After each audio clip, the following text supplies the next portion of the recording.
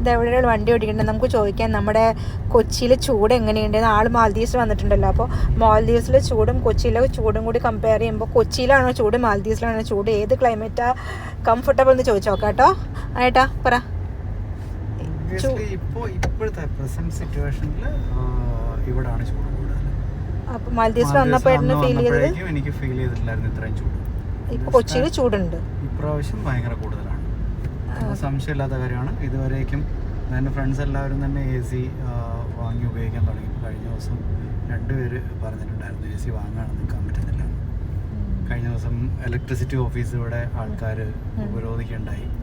Because ഭയങ്കര എന്തായിരുന്നു ചൂടായിട്ട് ആൾക്കാർക്ക് കിടന്നുറങ്ങാൻ പറ്റുന്നില്ലായിരുന്നു. ആ സമയത്താണ് രാത്രി സമയങ്ങളിൽ പവർ കട്ട് വന്നു. പാലാരിവട്ടം സെക്ഷനിലെ ഇലക്ട്രിസിറ്റി ഓഫീസ് വന്നിട്ട്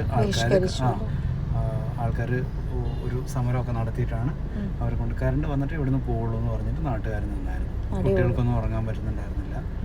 അപ്പോൾ കുറച്ച് പ്രശ്നമായിരുന്നു. എനിക്കും ഒരു ദിവസം ഇതുപോലെ തന്നെ ഫേസ് ചെയ്യേണ്ടി വന്നായിരുന്നു. രാത്രി കിടന്നുറങ്ങാൻ പറ്റുന്നുണ്ടായിരുന്നില്ല. കറണ്ട് പോയി കഴിഞ്ഞാൽ ഇരിക്കാൻ പറ്റില്ല, അതുപോലത്തെ ചൂടാണ്.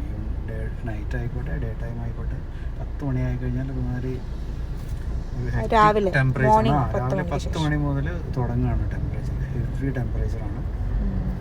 പുറത്തിറങ്ങി നടക്കാൻ പറ്റില്ല. ഹീറ്റ് സ്ട്രോക്ക് ഉണ്ടാകാനുള്ള നല്ല സാധ്യതയുണ്ട്. എല്ലാവരും ശ്രദ്ധിക്കുക, ഹൈഡ്രേറ്റ് ചെയ്യുക. Thank you.